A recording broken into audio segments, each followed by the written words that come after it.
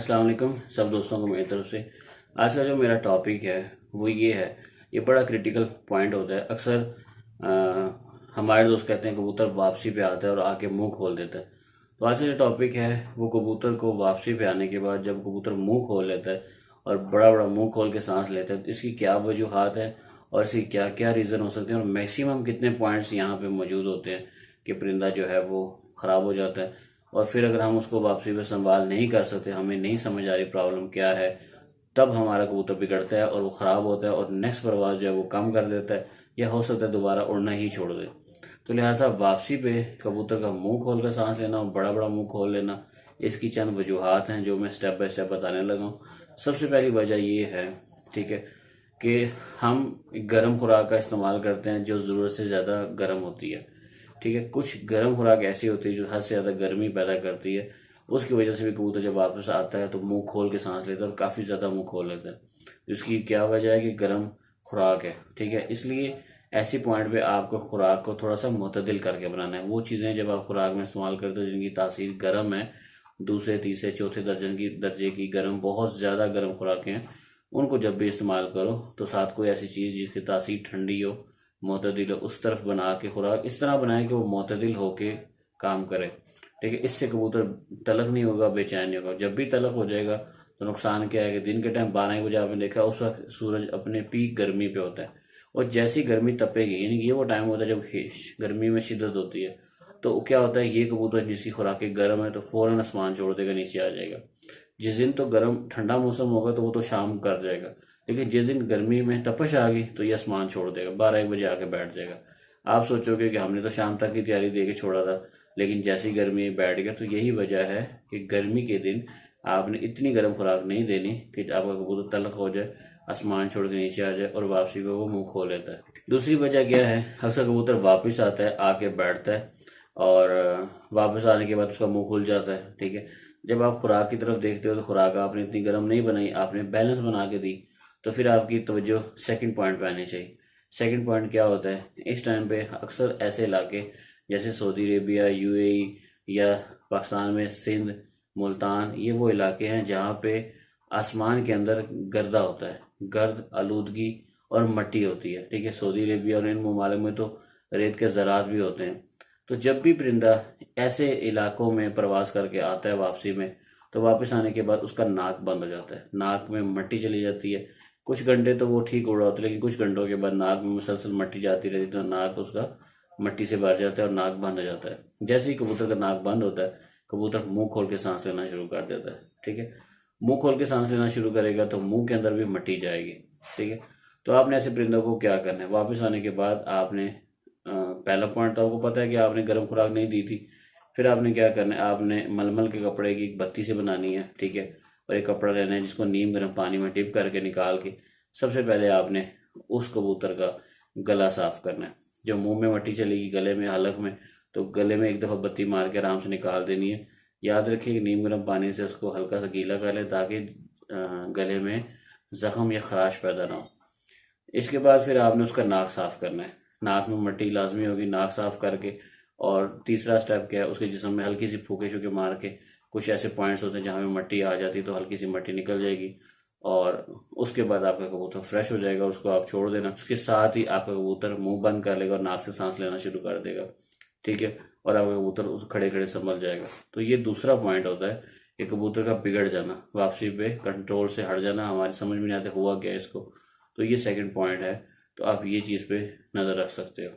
तीसरा पॉइंट क्या है कि अक्सर हम कबूतर उड़ाते हैं, फड़के मारते हैं, फड़क मार के कबूतर आके बैठता है और आके जो है ना वो काफ़ी ज़्यादा थकावट दिखाता है, ना मुंह खोल लेता है, जिस्म फेंक देता है, पर नीचे लटका देता है, दोनों पर बगलें नीचे फेंक देता है। तो जब आपका कबूतर बगलें नीचे फेंक के बैठ जाए, ठीक है, और बगलें नीचे गिरा देता है और नज़र आता है कि इसमें ताकत नहीं है, सांस नहीं है, तो इसकी जो मेन वजह होती है वो ये होती है अभी तक आपका कबूतर की कसें नहीं बनी, यानी वो बेकसा है। बेकसा का मतलब उसके शोल्डर अभी तक रेडी नहीं हुए, आपने उसको कम फड़कें दी हैं या उसके शोल्डर में रेशा मौजूद है जिसकी वजह से वो खुल के परवाज़ नहीं कर रहा। और जब भी अपने टाइम से घंटा दो बढ़ाता है तो थकावट महसूस करता है और वापसी में उसके शोल्डर भी काम नहीं करते, तो इसका मतलब होता है कि कबूतर के शोल्डर में रेशा है।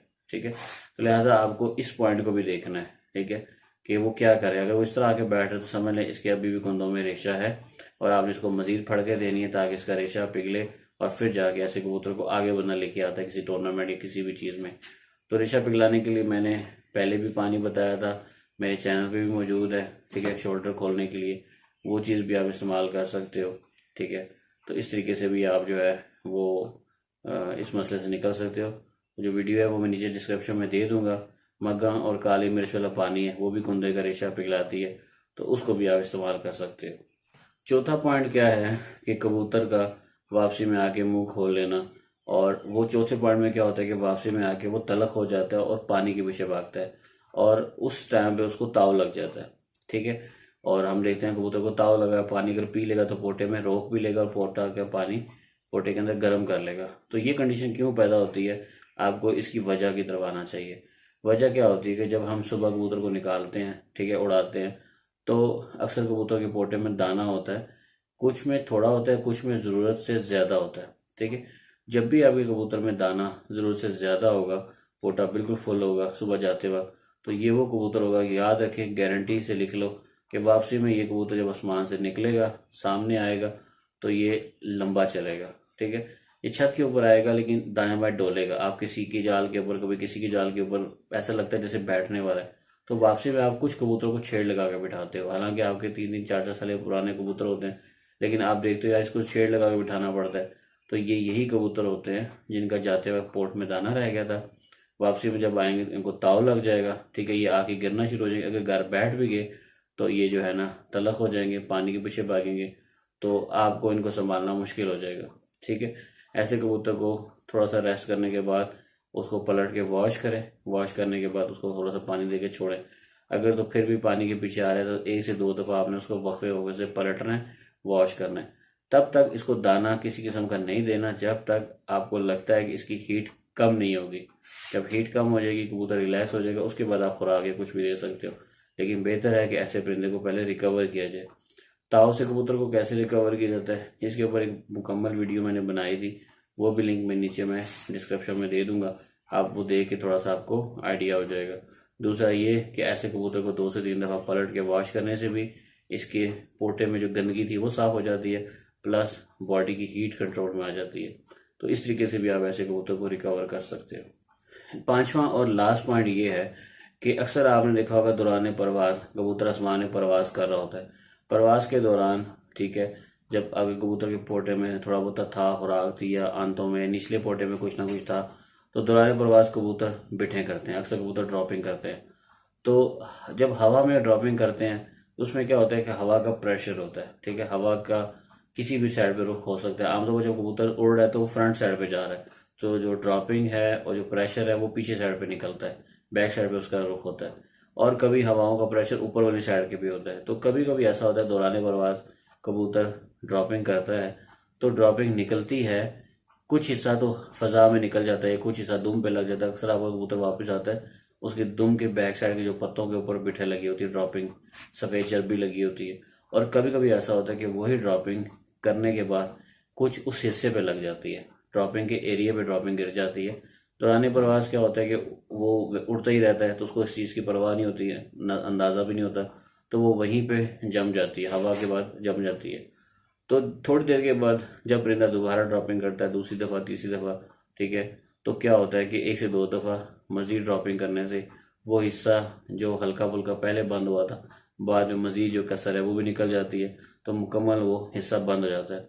ऐसा कबूतर जब प्रवास करके वापस आता है, वापस आके बैठेगा, तो बैठने के बाद निशानी क्या होगी, वो अपने पाँव पे नहीं खड़ा होगा, पाँव पे डोलेगा। जब भी पाँव पे खड़ा होगा तो कभी आगे गिरेगा, कभी पीछे गिरेगा, ठीक है, लेकिन अपने पाँव ज़मीन पे नहीं लगा सकेगा।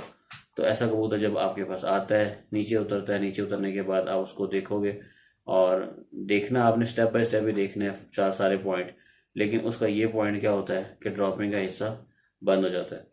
तो उसमें क्या है कि आपको उसकी वो जगह साफ़ करनी पड़ती है, उसी वही तरीका मलमल का कपड़ा नीम गर्म पानी से टिप करके भिगो के उस जगह को साफ़ करना। साफ़ करेंगे, जैसे ही वो जगह से गंदगी उतारेंगे, ड्रॉपिंग वो जगह साफ़ कर देंगे, जैसे ही साफ़ करेंगे आपके देखते ही देखते कबूतर ड्रॉपिंग कर देगा, ठीक है, और ड्रॉपिंग भी काफ़ी बड़ी करेगा और खुल के करेगा। उसके बाद क्या होगा, उसको 1-2 दफ़ा पानी के नोके शोके लगवाओगे, उसको संभालोगे, तो वो कबूतर फ़ौरन रिलैक्स हो जाएगा। अगर आप उसको वापस आने के बाद पानी पिलाते हो और आप समझते हो कि पानी दे दिया अब ठीक है, तो वो कबूतर ठीक नहीं होगा, उस वक्त तक नहीं ठीक होगा जब तक उसकी ड्रॉपिंग का हिस्सा साफ़ नहीं करोगे, मकाद की सफाई नहीं करोगे, कबूतर रिलैक्स नहीं होगा। जब तक वो ड्रॉपिंग करके रिलैक्स नहीं होगा तब तक कबूतर पाँव पे नहीं खड़ा होगा। तो ये भी एक पॉइंट है कबूतरों को पाँव पे खड़ा करने का। तो आज का जो टॉपिक था वो चंद चीज़ें ऐसी थी जो वापसी पे हमें देखनी पड़ती हैं। अक्सर लोग मुझे मैसेज करते हैं जी वापसी के संभाल बता दें, अक्सर कोई नुस्खे की बात करता है, कोई किस चीज़ की बात करता है। तो ये चीज़ें एकदम से आने वाली नहीं होती और ना ही ये चीज़ें जो हैं एक मैसेज में कवर की जा सकती कि मैं एक मैसेज करके आपको बता दूं कि वापसी पे ये करो, इस टाइम ये करो। ये सिचुएशंस होती हैं, एक एक करके सिचुएशन को समझना पड़ता है। हम लोग जब अपने साझा कराम के साथ होते हैं तो हम यही चीज़ें देखते हैं, उनको करते हुए देखते हैं। तो इस तरह करते करते कई सालों के बाद हम छोटे छोटे चीज़ें सीखते हैं और हम आखिर में जाके इस काबिल होते हैं कि हम भी कुछ कर सकें। इसी तरह चीज़ें स्टेप बाय स्टेप होगी, जैसे जैसे मेरे पास टाइम होगा मैं वीडियो बनाऊंगा, आप लोगों को शेयर करूंगा और आगे जाके अगर अल्लाह ने चाहा तो मैं आहिस्ता आहिस्ता इसको आगे लेके जाऊंगा। मैं बहुत सी चीज़ों को इसमें ऐड करूंगा, बर्ड्स भी दिखाऊंगा, कुछ इंटरव्यूज़ भी लेके आऊँगा, लेकिन उसके लिए भी मेरे पास सिस्टम जो है वो प्रोफेशनल नहीं है, इस वजह से अभी वो काम मैं नहीं कर सकता। तो जब अल्लाह ने दिया, इस काबिल हुए, तो मैं जो है नेक्स्ट स्टेज में यही करना है कि मैंने आपको इंटरव्यूज़ दिखाने हैं डिफरेंट उस्ताज़ा कराम के, लेकिन जो मैं दिखाऊंगा वो आपको हट के नज़र आएगा।